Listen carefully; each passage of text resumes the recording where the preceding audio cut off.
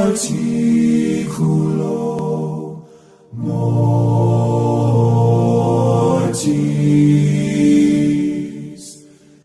No último estudo, nós vimos que Jesus está nos atraindo a Ele. E se não resistirmos, o Espírito há de nos convencer do pecado, da justiça e do juízo. E então vamos poder reconhecer que nós erramos. Minha culpa, não culpa dos outros e de ninguém mais, minha. Então o Senhor vai poder avançar para o próximo passo, que é me conceder o verdadeiro arrependimento, para que então eu esteja pronta para confessar e abandonar todos os meus pecados. E então, Senhor, me perdoa e me purifica de toda iniquidade. Agora, o processo de confessar e abandonar os pecados é onde muitos tropeçam.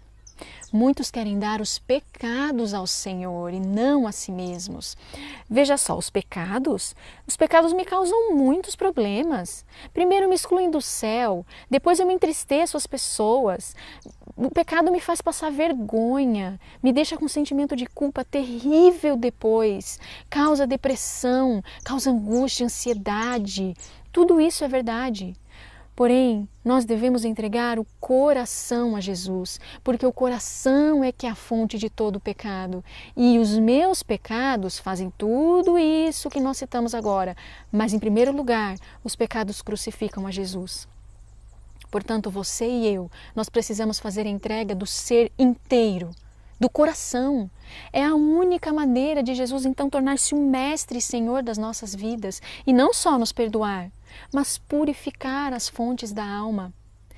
Quem é o Senhor da sua vida? Quem está no trono? O seu eu ou é Jesus? A vida cristã não é uma modificação ou melhoramento da antiga, mas uma transformação da natureza. A Bíblia apresenta da seguinte forma: que vos despojeis da vossa antiga natureza, que pertence ao seu antigo modo de vida, e que é corrompida por concupiscências enganosas, e vos renoveis no espírito da vossa mente, e vos revistais da nova natureza, criada à semelhança de Deus, em verdadeira justiça e santidade. A Bíblia fala mesmo de uma nova criação, a Bíblia fala de uma nova natureza e é por isso que nós nos achegamos a Jesus e então nós nos rendemos completamente a Ele. Entregamos a Ele todos os nossos direitos que vêm do nosso eu. Por quê? Porque nós morremos para o nosso querer, nossa vontade, nosso pensar. Mas como é que eu morro? O que é que está envolvido nesse processo de morrer para o eu?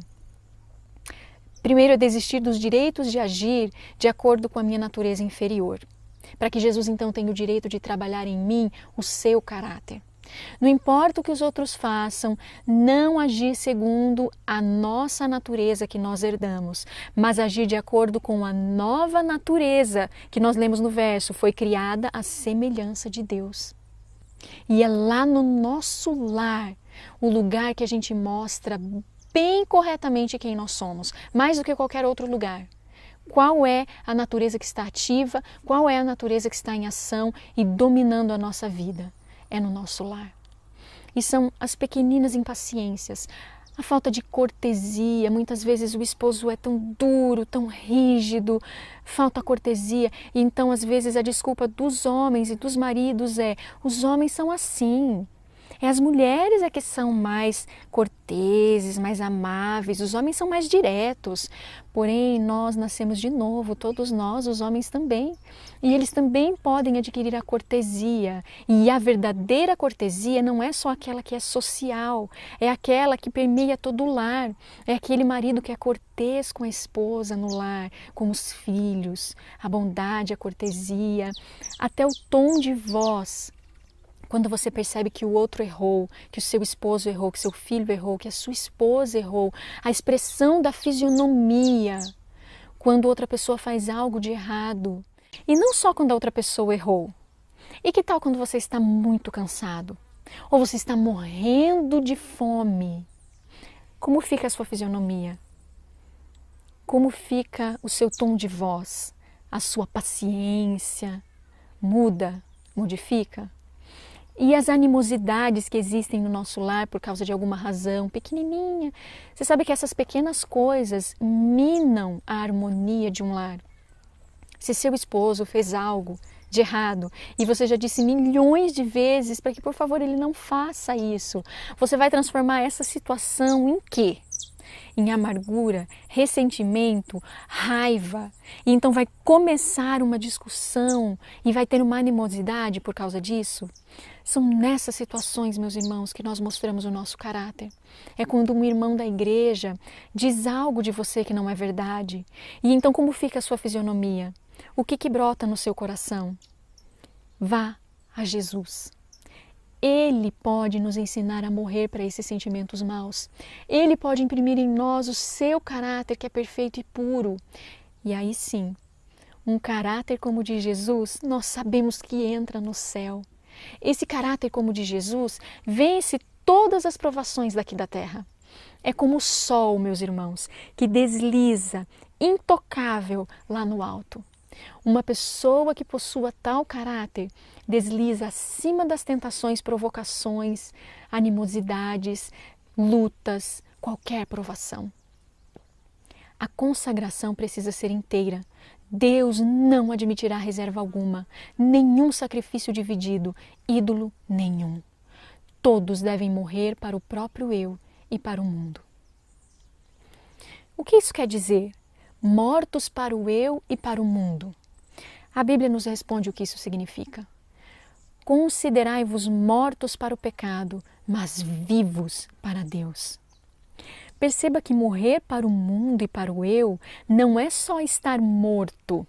O foco não fica só em morrer, mas em estar vivo também. Morrer para o eu, ser controlado pelo Espírito Santo. Não é ficar morto, não. O eu morre, sim, mas Jesus então vive no lugar e agora nós somos então vivos para Deus. Nova vida. Enquanto o eu estiver morto, Jesus terá lugar para viver em nós. Qualquer de vós que não renuncia tudo quanto tem, não pode ser meu discípulo. Renunciar a tudo quanto tem, renunciar à natureza, renunciar às más tendências herdadas, às paixões vis cultivadas que você adquiriu com anos fazendo algo que era errado. Sim, renunciar às mágoas também, renunciar sua tendência de se irritar. Quando eu e você renunciarmos às murmurações, às birras, à maledicência, a vida se tornará muito mais agradável. Renunciar à natureza não significa que ela não existe mais. Significa que nós não vamos mais reagir de acordo com ela. Não é ela mais quem nos domina, é o nosso Senhor. Deus não aceita um trono dividido, você consegue entender? Uma hora reage de acordo com a natureza inferior, outra hora não, mas outra hora de novo reage de acordo com a natureza inferior. Não dá para dizer que nós nos unimos a Jesus enquanto nós temos por amante Satanás. Isso é muito grave. Jesus não aceitará e ele ficará do lado de fora batendo até que finalmente você e eu compreendamos e obtenhamos então a vitória sobre o poder do mal. Não é vitória somente sobre um pecado ou outro, é vitória mesmo em meio a uma geração perversa, mesmo que sejamos possuidores de uma natureza perversa, porque essa natureza morreu, lembra? De Deus não se zomba. Cristo não aceita serviço dividido. Ele pede tudo. Deus não ocupará um coração dividido, nem reinará a partir de um dividido trono. Importa que seja destronado todo rival que prende os afetos e os desvia do Deus de amor. Por que é que muitos acham tão difícil ser cristãos?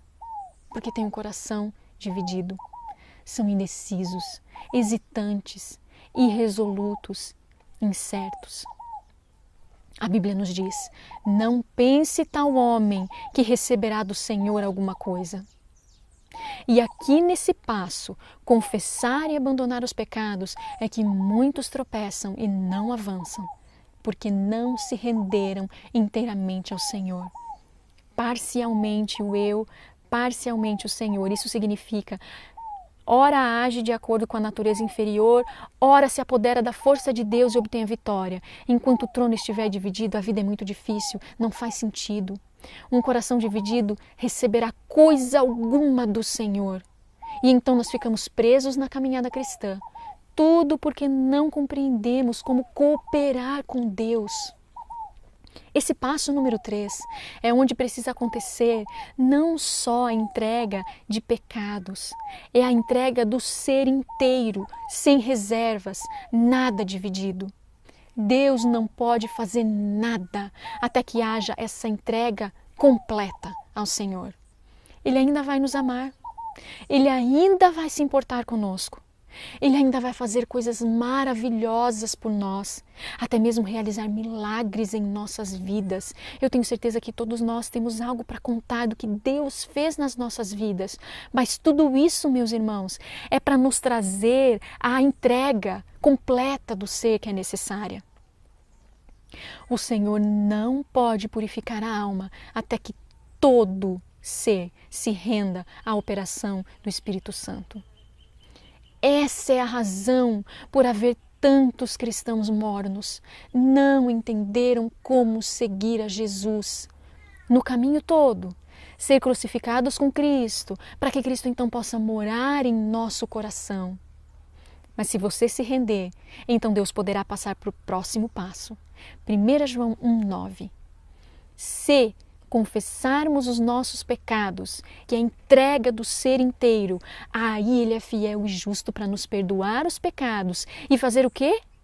Nos purificar. E nos purificar de quanta injustiça? Toda injustiça. Ele vai ser capaz de dar a você um novo coração e uma nova mente. E num momento, exatamente como no ladrão da cruz, você então pode estar pronto para o céu. O ladrão entregou tudo e ele foi salvo num momento. O seu coração foi transformado imediatamente. Num momento ele se tornou então agora uma pessoa diferente. E também imediatamente ele começou a testemunhar para o outro ladrão. Não foi assim? Uma milagrosa experiência do novo nascimento. É o que nós vemos na vida desse ladrão na cruz. Muitos acabam pensando ou chegando à conclusão de que o ladrão, ele ainda era um grande pecador. E ainda assim Deus disse que iria levá-lo para o céu. Não! Quando uma pessoa aceita Cristo, ela mudou completamente. O sangue de Cristo purifica de todo o pecado. Quando Jesus estava na cruz e o soldado perfurou o seu lado depois que ele havia morrido, o que foi que saiu dali? Nós sabemos, nós lemos que saiu sangue e água. Quando o soldado feriu o lado de Jesus, estando ele suspenso na cruz, brotaram duas distintas correntes, sangue e água. O sangue devia lavar os pecados dos que crescem em seu nome, e a água para representar aquela água viva obtida de Jesus, para conceder nova vida ao crente. Vocês entenderam isso? O sangue de Jesus representa o perdão dos pecados e a água que brotou representa a nova vida. E não é o batismo que faz isso. É por isso que Jesus disse, se não nascer da água e do Espírito, ninguém pode entrar no reino de Deus. O batismo é uma demonstração pública de que você morreu com Cristo e de que você ganhou nova vida com Ele. Mas antes de um batismo, nós já deveríamos ter entendido e morrido para nós mesmos e nascido de novo. E agora então estarmos vivos pela água da vida. É por isso que eu pergunto, antes do batismo, você foi ensinado como morrer para si mesmo e como ter uma nova vida? Foi ensinado em como desistir de seus impulsos inferiores? Foi ensinado como entregar seu coração? Nós lemos na Bíblia. E esse texto que nós vamos ler agora é um dos textos mais importantes sobre a experiência da justificação. Vamos ler juntos. Não pelas obras de justiça que houvéssemos feito, mas segundo a sua misericórdia, nos salvou pela lavagem da regeneração. Como Deus nos salva? Pelo lavar da regeneração, O novo nascimento, meus irmãos, é parte da sua justificação. Pela lavagem da regeneração e da renovação do Espírito Santo, que abundantemente Ele derramou sobre nós por Jesus Cristo, nosso Salvador, para que, sendo justificados pela sua graça, sejamos feitos herdeiros segundo a esperança da vida eterna. Fiel é esta palavra. Esse é um passo muito importante. É onde a justificação acontece. Não podemos criar um novo coração e uma nova mente, não podemos mudar isso. Mas Deus pode, se nos rendermos, se dermos a Deus o direito de nos transformar, nos entregando totalmente a Ele, então isso é possível. Mas isso também nós chamamos de perdão. Justificação e perdão são a mesma coisa. Mas o perdão tem um significado mais amplo do que muitos supõem. O perdão de Deus não é meramente um ato judicial pelo qual Ele nos liberta da condenação. Meus irmãos, é nos declarar justos, mas não é só declarar justo, é também tornar justo. Não é apenas perdão pelo pecado, mas é recuperação do pecado. É o derramar do amor redentor que transforma o coração. É isso que acontece quando você vai de verdade aos pés da cruz. É isso que acontece quando você é perdoado. Davi possuía o correto entendimento de perdão quando orou: cria em mim, ó Deus, um coração puro e renova dentro em mim um espírito reto. É isso que está envolvido na justificação e no perdão. Ninguém, além de Deus, pode fazer isso. Não podemos nos salvar a nós mesmos, não. Não podemos regenerar o nosso coração. É um milagre da graça de Deus. É como a Bíblia diz: pela graça sois salvos mediante a fé. Não vem de nós mesmos, irmãos. Nossas obras, não. É para que ninguém se glorie. Quando isso acontece, 2 Coríntios 5, 17 e 18 nos diz: portanto, se alguém está em Cristo, nova criatura é. As coisas velhas já passaram, eis que tudo se fez novo. E tudo isto provém de Deus, que nos reconciliou consigo mesmo por Jesus Cristo. É aqui que a reconciliação entre Deus e o ser humano acontece. Antes disso não há reconciliação. É para esse fim que Jesus veio a esse mundo, para nos reconciliar com Ele. O perdão faz parte, apagar os nossos pecados passados, e daqui para frente é vitória pelo seu poder. Isso é reconciliação, é perdão e justificação, nos fazer um com Ele. Essa é a experiência que os mornos de Laodiceia não possuem. Não entenderam o Evangelho. Será que estamos entendendo o Evangelho? Então ficamos tentando ser melhores todos os dias, sem entender a operação sobrenatural que precisa acontecer em nós. Veja o plano da salvação. Quando somos levados ao arrependimento e então nos achegamos aos pés da cruz e então ali entregamos tudo a Jesus, todos os nossos pecados, todo o nosso coração, e então morremos com Ele. E através do seu sangue e da água viva, Ele nos lava, nos purifica e cria em nós uma nova pessoa. Somente então nós podemos entrar no ministério do lugar santo. Não antes disso. Isso é o que ser santo significa. Isso é que é viver em santidade. Nós vamos ler esse plano da salvação na Bíblia e nós vamos olhar a imagem do santuário ao nós lermos esse verso da Bíblia. E eu vou ler em duas versões, Romanos 6, 22. Mas agora, havendo vós sido libertados para longe do pecado e havendo sido tornados escravos para Deus, ou em outras palavras, servos de Deus, ou ainda filhos de Deus, porque agora nós não estamos mais a serviço de Satanás, então podemos ser adotados como filhos de Deus.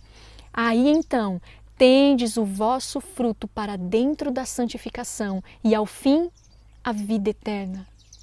Quando você é liberto do pecado e é feito escravo de Deus, o que você ganha com isso?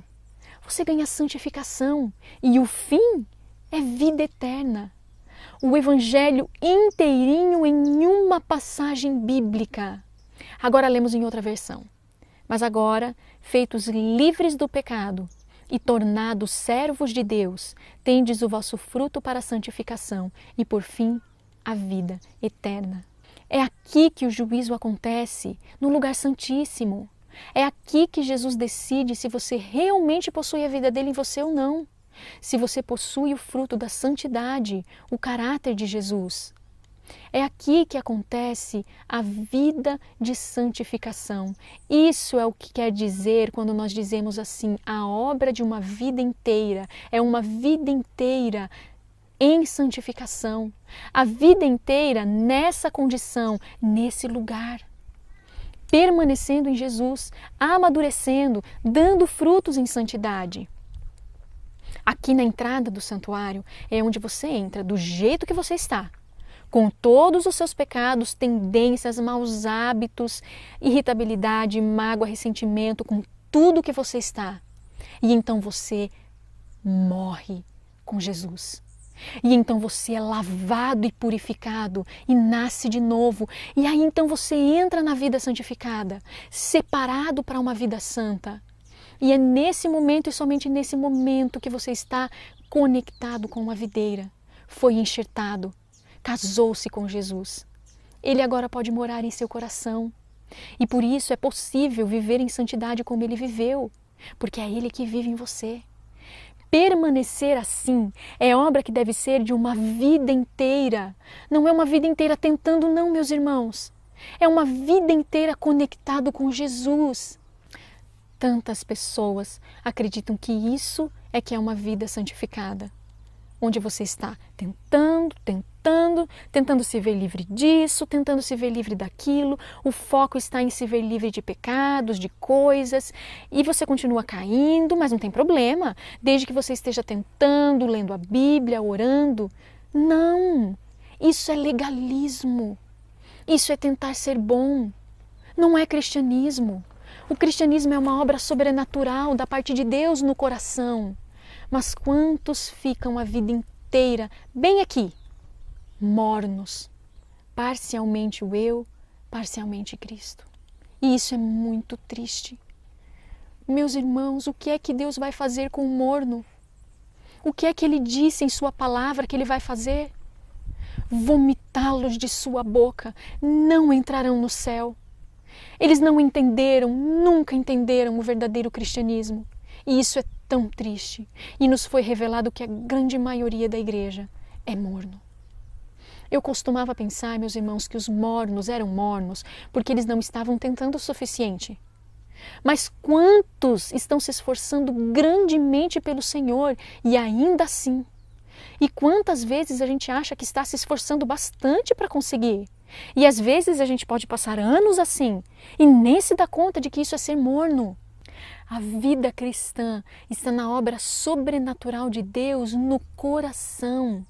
É daqui que saem toda sorte de coisas, quer sejam boas, quer sejam más. Depende de quem é o dono do seu coração. Depende do fato de você ter nascido de novo ou não. Quando entendermos melhor isso tudo, conseguiremos reconhecer plenamente onde estamos na vida espiritual. O que é santificação? É entregar-se inteiramente e sem reservas, alma, corpo e espírito a Deus. Lidar com justiça, amar a misericórdia e andar humildemente com Deus. Saber e cumprir a vontade de Deus, sem consideração para com o próprio eu e o seu interesse. Ter mente espiritual, pura, abnegada, santa e sem mancha nem mácula. Isso é santificação. Isso que significa estar inteiramente rendido, entregue e submisso a Deus.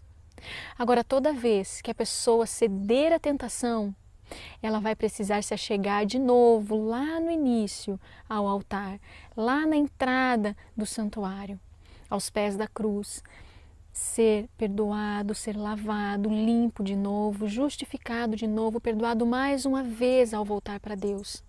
Você não pode continuar lá no lugar santo enquanto está lá no altar. Você entende? Enquanto está lá em pecado. Nenhum sacerdote podia entrar no lugar santo com pecado em sua vida. Ele seria destruído. Não é verdade? Santificação é um estado de santidade por dentro e por fora, sendo santo e sem reservas ao Senhor, não na forma, mas em verdade. Toda impureza de pensamento, toda paixão lasciva separa a alma de Deus, pois Cristo nunca pode colocar seu manto de justiça sobre um pecador para esconder sua deformidade. Irmãos, Deus nunca esconde o seu pecado, jamais. E tantas pessoas acreditam que mesmo que eu esteja pecando, Ele ainda me cobre com o seu manto de justiça. E Deus então não vê mais a mim, mas vê a Jesus. Irmãos, se for assim, então nós acabamos de fazer de Jesus o ministro do pecado. O pecado deve aparecer como pecado. A culpa deve ser discernida. A consciência deve ser despertada. O pecado abominado e vencido pela graça de Cristo. Então, no lugar da contaminação, estará o puro amor de Jesus. O homem é uma nova criatura em Cristo. Ele está santificado. Deus vê o coração. Ele vê o que está acontecendo aí no seu íntimo, na sua mente. E se você permitir Satanás de volta ao seu trono, Deus não estará lá. Não dá para servir a dois mestres, impossível.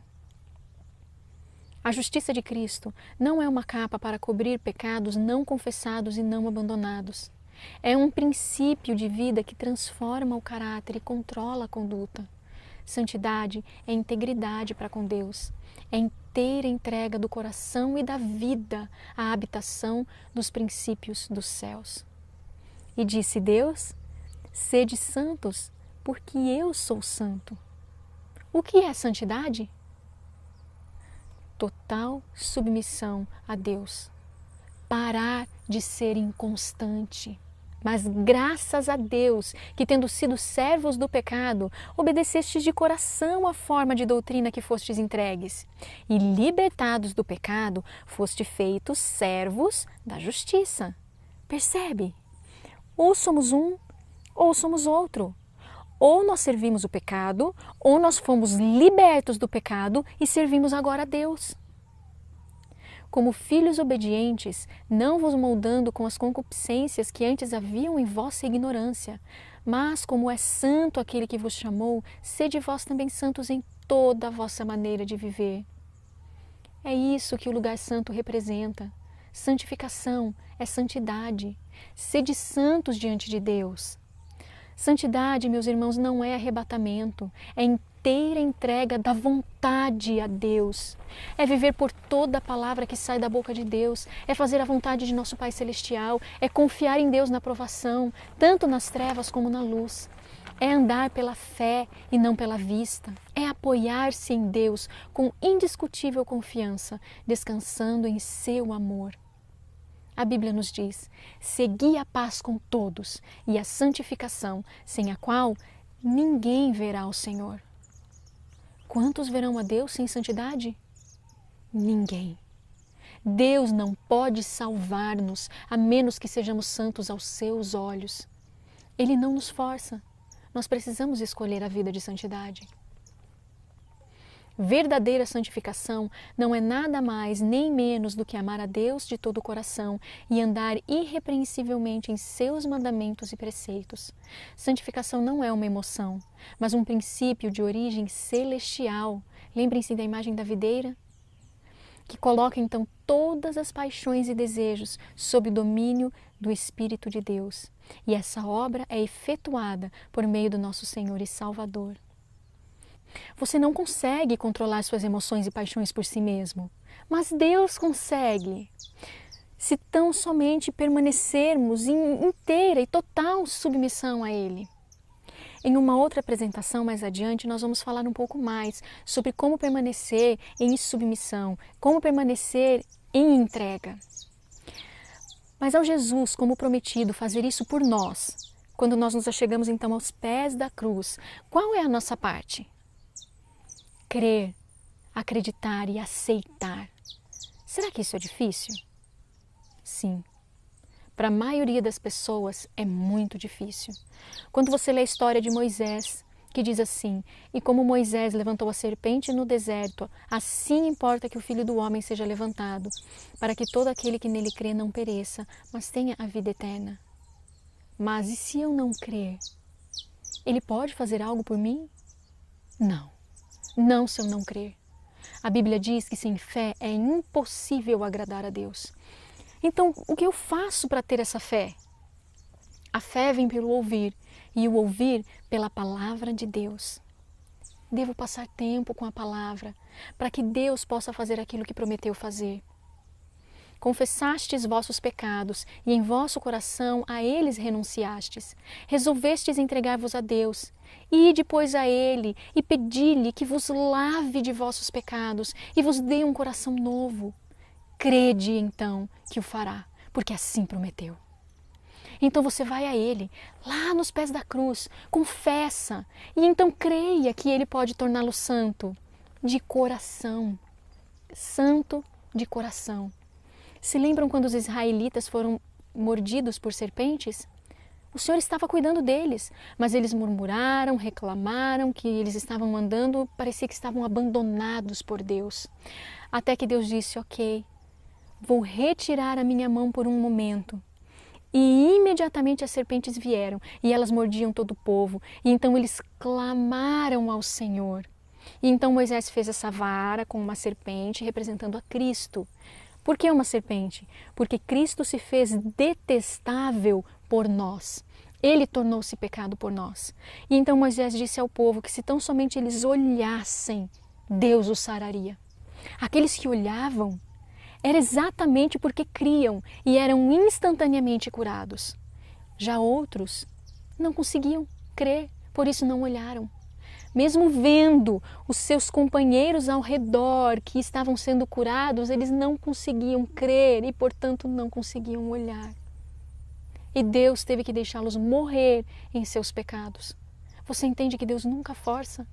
Ele é um Deus que move os corações por amor. Quem sabe você ouvindo essas mensagens, Deus tem movido o seu coração, porque Ele não é um Deus que move por força. Ele tem todo o poder do mundo. Ele poderia forçar, mas Ele não o faz, pois isso seria contrário ao amor. Jesus ama que a Ele nos cheguemos tais como somos, pecaminosos, desamparados, dependentes. Podemos ir a Ele com todas as nossas fraquezas, leviandade e pecaminosidade e lançar-nos arrependidos aos seus pés. É seu prazer estreitar-nos em seus braços de amor, atar nossas feridas, purificar-nos de toda impureza. Mas, meus irmãos, vocês sabem o que a próxima frase diz? Aqui é onde milhares erram. Não creem que Jesus lhes perdoe pessoalmente, individualmente. Meus irmãos, precisamos nos lembrar do que significa perdão. Perdão é uma nova criação, é você não ser mais você. E muitos não conseguem crer que isso seja possível. Eu creio que esse seja o grande problema da nossa igreja. Não estamos conseguindo crer. Então, esses milhares vêm até Jesus, confessam, mas nunca conseguem crer que Jesus possa de verdade mudar os seus corações. E se não acreditarem, Ele não poderá fazê-lo. E essa é a razão porque muitas pessoas permanecem naquele estado de mornidão que desagrada ao Senhor. Não creem no milagre que Deus pode fazer no coração deles. E Jesus disse: se tu podes crer, tudo é possível ao que crê.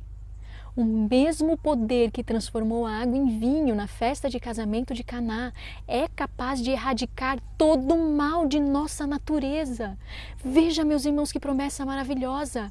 Crês tu nisto? O mesmo poder pode transformar a sua vida da água para o vinho, nós temos essa expressão. Pode transformar o seu coração. Salvação não é eu tentando fazer, é Deus fazendo, é a sua graça, é pela fé. Creia!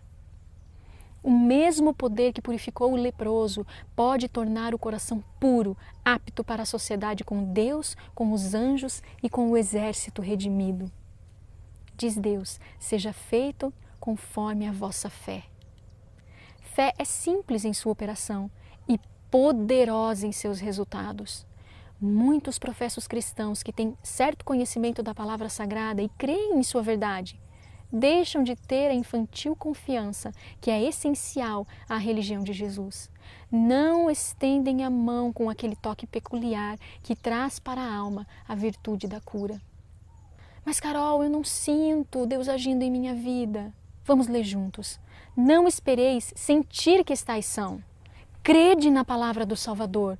Ponde a vontade ao lado de Cristo. Desejai servi-lo e, agindo de acordo com sua palavra, recebereis força. Quando o Espírito de Deus toma posse do coração, transforma a vida. Os pensamentos pecaminosos são afastados, renunciadas as más ações. O amor, a humildade, a paz tomam o lugar da ira, da inveja e da contenda. A alegria substitui a tristeza e o semblante reflete a luz do céu. Ninguém vê a mão que suspende o fardo, nem a luz que desce das cortes celestiais. A bênção vem quando pela fé a pessoa se entrega a Deus. Então aquele poder que olho algum pode discernir, cria um novo ser, à imagem de Deus. É isso que acontece no novo nascimento. É exatamente isso que significa nascer de novo. Isso é o que acontece quando a pessoa realmente entende o que está envolvido em ir a Cristo, em receber a Cristo em seu coração. O ladrão na cruz chegou até a ver a luz do céu descendo das cortes celestiais. Tudo estava escuro ao redor da cruz quando ele se rendeu. E no momento em que ele se rendeu, os céus se abriram e a luz desceu. Não é maravilhoso da parte de Deus fazer isso? Todos os outros estavam duvidando. E enquanto todos duvidavam, havia apenas um ponto de luz para Jesus na cruz: a fé do ladrão. Os discípulos, Maria, a mãe de Jesus, todos estavam em dúvida se aquele era o Messias. O ladrão creu. E nós, cremos? Cremos mesmo que Deus pode transformar completamente a nossa vida? Aqueles que recebem o Salvador tornam-se filhos de Deus. Eles são seus filhos espirituais, nascidos de novo, renovados em justiça e verdadeira santidade. Suas mentes são transformadas. Nós devemos aprender de Cristo. Devemos saber o que Ele é para aqueles a quem Ele resgatou. Devemos perceber que pela fé nele é nosso privilégio ser participantes da natureza divina e assim escapar da corrupção que existe no mundo pela luxúria.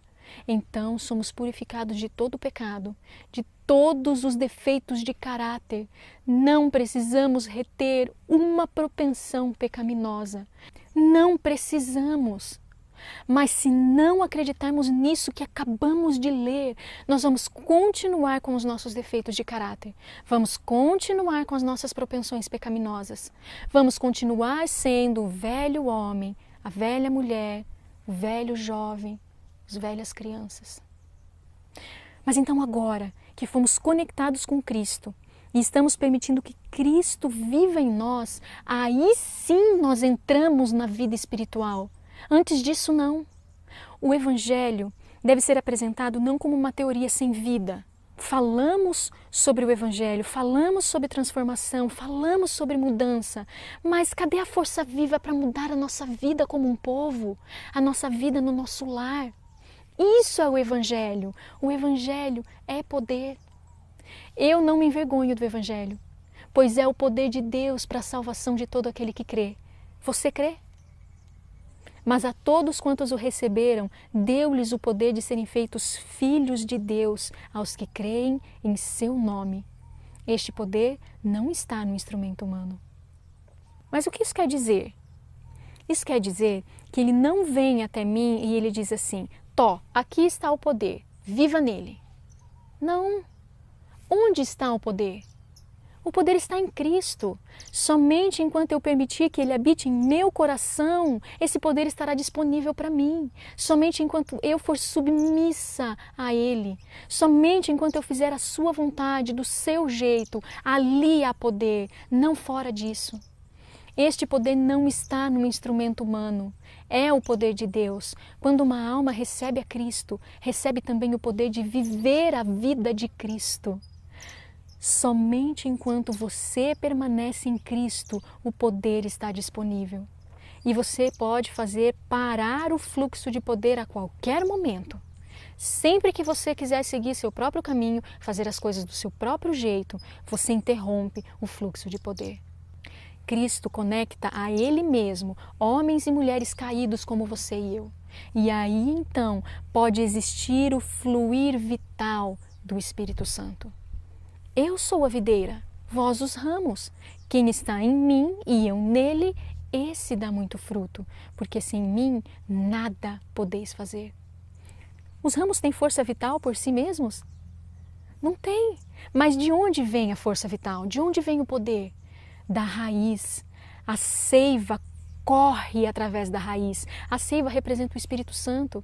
A raiz representa Cristo. Nós somos os galhinhos, totalmente dependentes da raiz e da seiva. Totalmente dependentes de poder. Você pode dizer, bem, eu posso construir uma casa, eu posso fazer isso sem Deus, eu posso fazer aquilo sem Deus. Mesmo se você for um ateu, você pode dizer, eu posso tantas coisas sem Deus. Não sejamos tão superficiais e rasos assim. Nós estamos falando de vida espiritual. Sem Cristo, quanta vida espiritual você pode ter? Nenhuma. Ele é a fonte do poder espiritual implantado dentro de nós. A plenitude inexaurível e a total suficiência de Cristo estão a nosso comando. Através de Jesus, os tesouros do céu estão ao nosso dispor. Que maravilhoso ouvir estas coisas! Deus enviaria todos os anjos do céu se fosse necessário para te ajudar, para guardá-lo de cair em tentação. Todo esse poder está ao seu dispor, ao seu comando, conforme a necessidade e conforme a fé. Para que, segundo as riquezas da sua glória, vos conceda que sejais fortalecidos com poder pelo seu Espírito no homem interior. É no coração. Para que Cristo habite pela fé nos vossos corações, a fim de, estando arraigados, ou em outras palavras, enraizados, como a imagem da videira nos relembra, enraizados e fundados em amor, para que sejais cheios de toda a plenitude de Deus. Quanto de Deus nós podemos ser cheios? Toda a plenitude.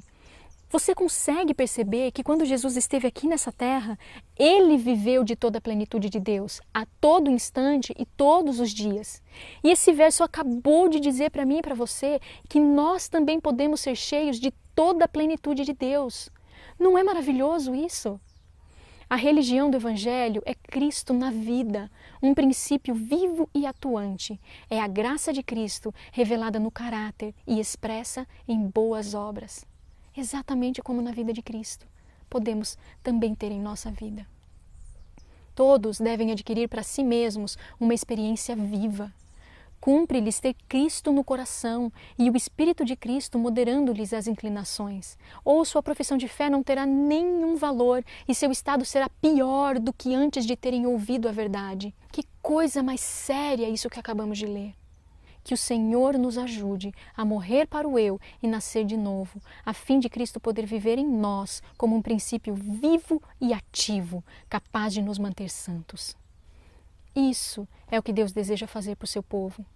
E é isso o que eu não compreendia e muitos não compreendem, totalmente ignorantes como Paulo. Em Romanos, quando Paulo acaba de conhecer o cristianismo, ele fala dos amigos judeus. Porque lhes dou testemunho de que têm zelo de Deus. Quantos de nós, meus irmãos, não temos profundo zelo por Deus? Missionários, obreiros, amamos trabalhar para Deus, amamos servi-lo, mas não com entendimento. Porquanto, sendo ignorantes sobre a justiça de Deus e procurando estabelecer a sua própria justiça, não se sujeitaram à justiça de Deus. Você entende que sujeitar-se à justiça de Deus quer dizer se apoderar desse poder, dessa força vital, dessa seiva para viver a vida de Jesus. Você entende isso? Sempre que suas palavras de instrução têm sido recebidas e de nós se tem apossado, Jesus é para nós uma presença permanente, dominando-nos os pensamentos, ideias e ações. Não somos mais nós que vivemos, mas é Cristo que vive em nós. O eu está morto, mas Cristo é um Salvador vivo. A vida de Deus na alma é a única esperança do homem. Por qual razão as pessoas serão ressuscitadas para a vida eterna? Porque elas têm Cristo. Estão unidas com Cristo. Caso contrário, não vão ressurgir para a vida eterna. Precisa haver uma união de Cristo com a alma. Como, pois, recebestes o Senhor Jesus Cristo, assim também andai nele, arraigados e sobreedificados nele e confirmados na fé. O poder do mal está tão identificado com a natureza humana que nenhum homem pode vencê-lo, exceto pela união com Cristo. Através dessa ligação, recebemos poder moral e espiritual. No próximo estudo, nós vamos avançar em conhecimento e nós vamos estudar sobre como permanecer em Cristo. Os próximos 2 passos são extremamente importantes. Eu vejo você no próximo estudo. Que Deus nos ajude.